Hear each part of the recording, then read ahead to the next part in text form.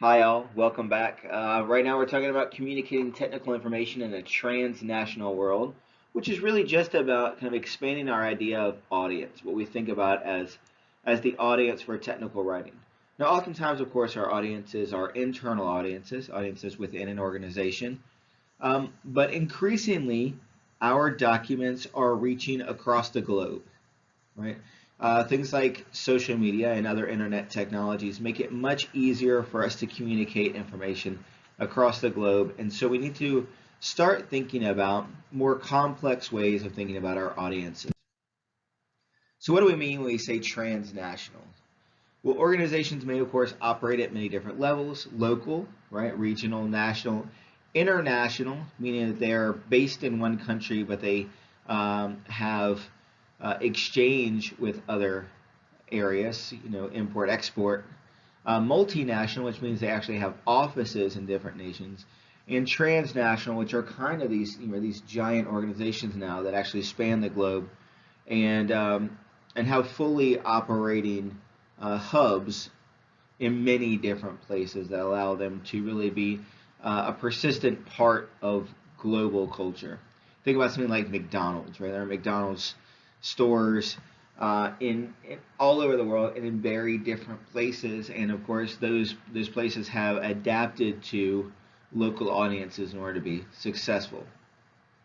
Increasingly, due to digital technologies, even small organizations, though, interact with transnational audiences, right? Transnational perspective, then, number one, envisions the global community without national borders, right? So your organization is no longer concerned with, are we serving just Americans, or are we serving North Americans, or are we serving the Western world, right? We're serving kind of anybody we can reach across the globe. Think about how easy it is now to order something from Amazon and have it arrive directly from China, for example. Two, suggests a sense of movement in the flow of goods, services, and information. Right, it's no longer just in and out, import, export. Right, it's no longer just kind of local closed circles of interaction, but instead this kind of constant flow of goods, services, and information that is not just in and out, but also around the globe. And three, emphasizes connectivity while recognizing difference. So, obviously, recently in American politics, the issue of difference and how we address difference has been a big focal point for national discourse. And there's a similar perspective then, right? From moving away from the idea of equal to the idea of equitable, right? So equal basically says it's the same for everybody else, and equitable says we give everybody what they need in order to fully participate, right? It's a shift then away from thinking about everybody as these individuals and connecting more to people so we can understand how we can understand their difference and address their difference in a way that makes it easier for them to use our documents as writers. So when we talk about difference in audiences, there's just an amazing number of things we might think of, but there's a few kind of key terms that are part of the discourse in technical writing of things we want to be aware of when we're communicating. We know we're communicating with audiences or purposely communicating with audiences who live in cultures that are very different from ours, right? So cultural difference is a very general term that encompasses many variables that can combine in varying ways as we consider how we communicate with audiences. So linguistic difference, right? So we could talk about target language and national languages, international English, and kind of general ideas about style. In other words, linguistic, the way that language difference matters.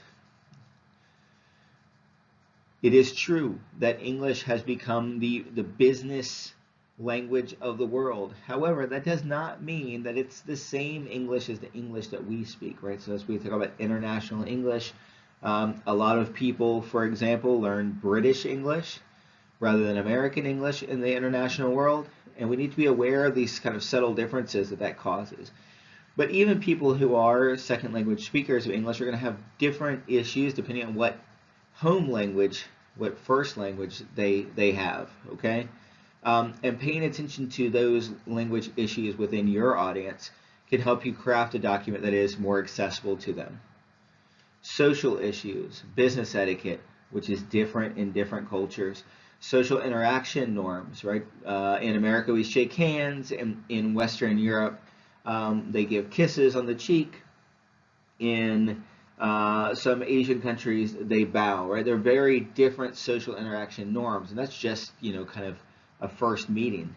Those social interaction becomes much more complex in every culture as we start to investigate it. What does family structure look like, right? There's a lot of things that we might not think about relating to technical writing can impact the way that we write documents. For example, in representation, right? If we create a document that addresses a parent-child relationship and that's very different from the experience of the people we're writing for, then our document will likely fail. Educational, literacy rates. What are the literacy rates among the people we're trying to communicate to? What level of discourse will best reach them? Are there particular learning styles, ways in which different cultures emphasize ways of learning that will change the way in which we want to teach people using our documents? What is kind of common knowledge? What do people we're reaching out to already know about things? And what do they need to know? Political. Obviously, when we're communicating to countries that have very different kind of political situations than our own, we need to be aware of what that means, right? What is the form of government, the relationship to authority, and are there any significant dates and symbols we need to be aware of, right? If we want to hold an event, we need to know what dates, holidays, national celebrations we need to avoid. And these are really simple things, but sometimes they're so simple we overlook them when we're planning things. Ethical. What are the ethical traditions of the particular culture and people? What are their common business practices? Are there any industry-specific expectations? That it's a different kind of culture, right? So we talk about national culture. We also can talk about organizational culture. Legal issues of copyright, trademark, liability, and fraud can be significantly different across different cultures. Economics. We're talking about trade. We're talking about currency values and exchange rates, value of goods and status symbols. Some things that can be very significant in some areas have very little economic value and status in our own culture. So we also need to be aware of kind of the cost of things, right? So when we're talking about U.S. dollars and how that translates to much smaller economies, we can lose our audience very quickly if we're not aware of that disparity. Religious issues, basic tenets. What are some things that might not respect, that might seem to disrespect other people's religious and other beliefs, right? Once again, are there significant symbols and colors we need to be aware of that we should avoid or we should use to strengthen our documents? What's the role of religion in that culture that we're trying to reach an audience in? And then, of course, technological, right? There are different modes, right? Paper, digital, different kinds of software within the digital world, audio, video. These are all different considerations we've been talking about already. We're also talking about access. Do they have good, strong internet access like we have? Do they have access to state-of-the-art smart technologies? How reliable are their networks? We also want to start thinking about translation software. So a lot of the work we do will actually be translated. Now, hopefully we're working with live translators, but it is true that increasingly things like Google Translate are commonly used on documents, not just in conversations. And then, of course, we always want to be aware of the individual within the culture. So aside from the kind of larger cultural issues that we might say on average represent peoples in different areas of the world and different audiences, when we're working with individuals or with smaller groups, we need to be aware of their relationship to their own cultures, and those things can be significantly different as well. The way the culture treats age or race or ethnicity or class or exceptionality, gender, sexuality, and so on can be very significantly different than we treat it in our own culture. So these are things that as we're working, especially when you're working on a long-term project or over several projects, with another organization or group that is from a culture that's significantly different from yours, it pays off to try to do this research and understand who you're working with so you can serve them best. So one key kind of issue is we want to respect difference in audiences, right?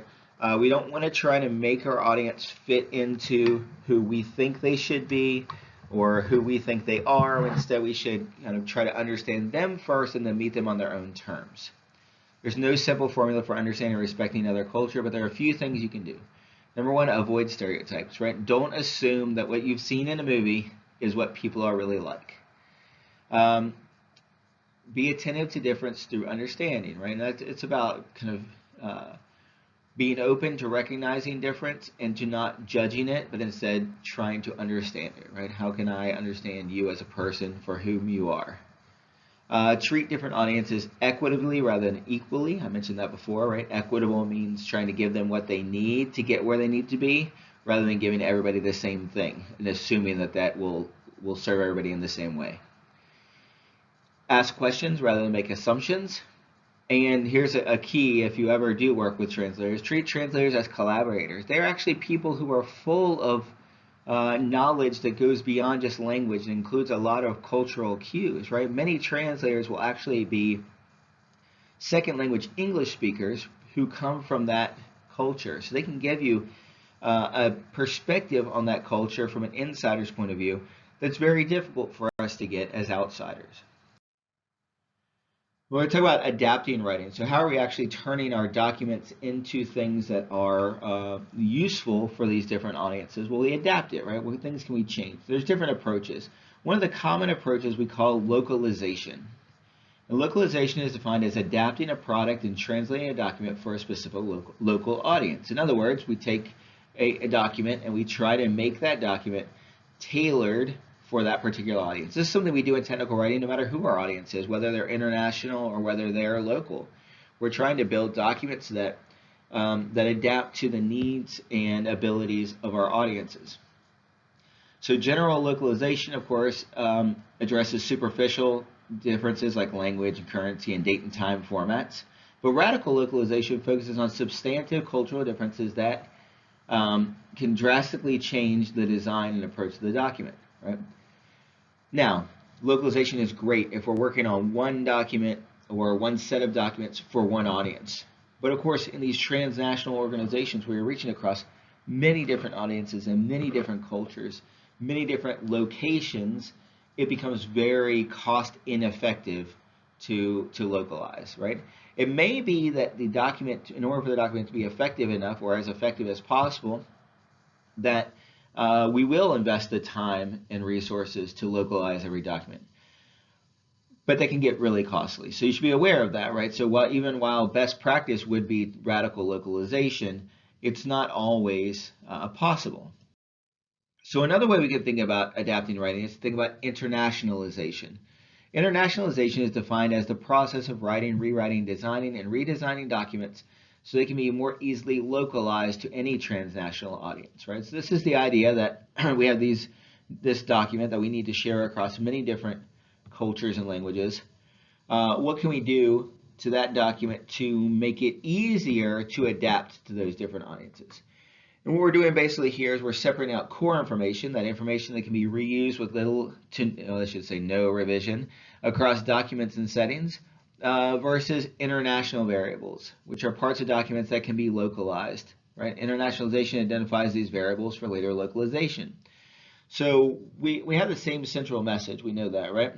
But there are other aspects of the document that can probably stay the same, and that way we're not rewriting entire documents every time we're trying to change it for a new group of people. Instead, we know we have this core work done, and we need to make sure we update these things, right? Obviously, there are things that are really big, like language or currency or date and time, which we talked about before for general localization. But there are maybe other things, for example, like color palettes that we might consider. One approach that is clear that is a fail from the perspective of technical writers, but happens a lot, is this idea of globalization of documents. That is the process of writing, rewriting, designing, or redesigning documents so they can be used equally well by any audience. Obviously, this cannot work because every audience is different and will have different needs and expectations for documents. So some companies, many companies, in fact, if you look at, especially if you look back about 10 years, try to avoid localization costs by developing documents that can be read and understood by as many audiences as possible. One approach is using visuals to account for linguistic difference. But visuals are also culturally influenced. So when you talk about visuals later in the semester, we'll talk about some of those things.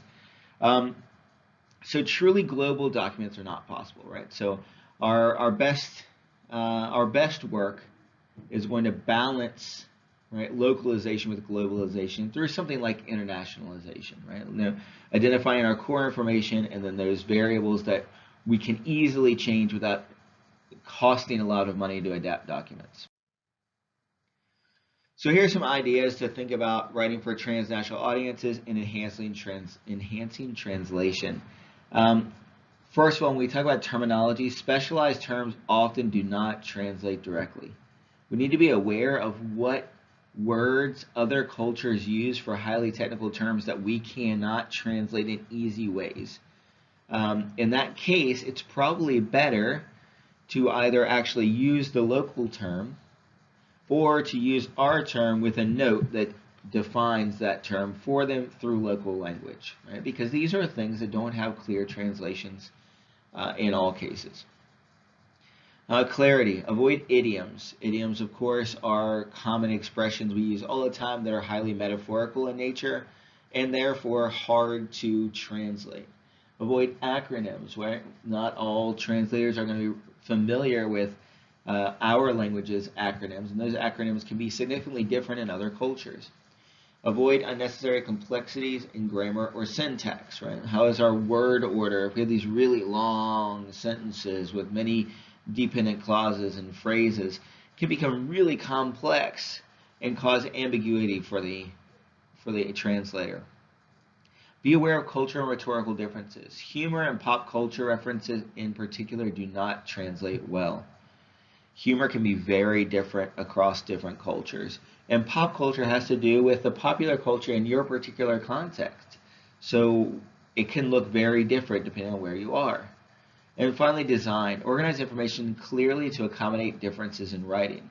So if you are working with a translator, you need to give them space in your document design to be able to be a little bit longer or a little bit shorter, to incorporate maybe some other design features that add into your design. So think about your design not only as what it is in the moment, but as something that might be amplified through the process of translation. So here's some common style issues you might want to think about, and I think they're true of any good document, but these are things that are particularly challenging sometimes for international audiences and translators. Use correct punctuation. While commas can vary significantly across style guides in America, using correct punctuation really helps guide translation and guide the second language reader. So be really careful about your use of commas and semicolons and colons and em dashes. Include definite articles. Definite articles are a linguistic grammatical difference between English and other languages like English and other languages that do not regularly use definite articles. And it helps definite articles, unlike indefinite articles, point directly to the things we're speaking about, and it makes it easier for people to follow your train of thought. Avoid pronouns. This is particularly, of course, in the case of pronoun ambiguity, right, where we don't see the connection between the referent and the pronoun it's saying in place of. But pronouns in general can be complicated by issues of gender and language that may not exist in English but may exist in other languages. Use terminology consistently, right? One of the big things we're taught as English majors, for example, is to vary our word use. But in technical documents, it's good to make sure we use the same terminology for the same thing every time. And this is particularly true with transnational audiences. We want to make sure they always know what we're talking about. Avoid comparatives. And the issue with avoiding comparatives is because comparatives are often metaphorical, and the way we understand those two things may be quite different from the way other people understand the two things that we're comparing. And if we use comparatives, they should be comparatives that are aware of our international context. Recognize alphabetic differences, and this can be anything from like symbols for currency, for example, to the implications for lowercase and uppercase letters in different cultures. There are many different alphabetical differences that you would want to research and be aware of if you're writing for a culture that is very different from your own. Use local numbers, right? So in America we go month, day, year. Much of the world goes day, month, year, and so on, right? Currency issues, numbers where we show our thousands by using a comma. Other people show thousands by using a period, and then we show decimals with a period and they show decimals with a comma. We need to be aware of that because that makes numbers significantly different depending on how we use that punctuation for numbers. Avoid references to holidays. Don't assume, of course, that because you have a holiday, the people you're writing for have a holiday, right? So when we reference things like Christmas or Easter, which are, of course, Christian holidays, and those are sent to places where Christianity is not the dominant religion, it causes dissonance with the reader. We need to be aware of the context for which we're writing, even if it's not our own. We think about audiovisual issues. Consider visual representation when possible. Visual representation is intentionally putting representation of the audience you're writing to in your document. So if you're writing for people in West Africa and you have a bunch of white Americans in all your images, it gives a very different underlying meaning than if you have images of people working in Western Africa, right? So we can start being aware of this. You'll notice in this particular slideshow, I've tried to follow the next thing, which is be careful of images of people interacting and hand gestures. Here we have kind of two full hands out. But think about something as simple as the thumbs up, which is a really positive thing in our culture, and in some other cultures is actually like using the middle finger, flipping somebody off, right? So we need to kind of be aware of these things, and if we're gonna use them, we need to use them carefully. And if we can, we can just avoid using them altogether. Consider design elements and principles for symbols and colors, and account for differences in sound interpretations, right? So some common sounds we might interpret in one way, and maybe we haven't thought about this before, but those sounds can represent a very different cultural experience.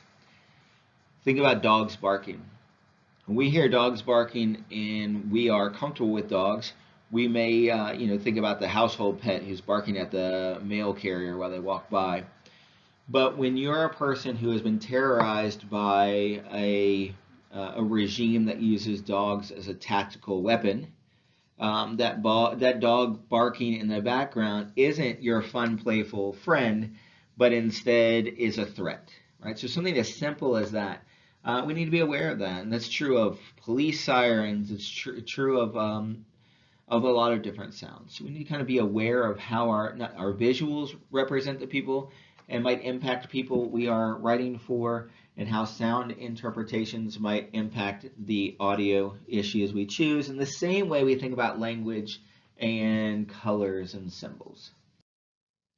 If you have any questions, I'm here to help. Send me an email. This is just the beginning of a conversation that we're going to keep having all semester, so I look forward to hearing from you.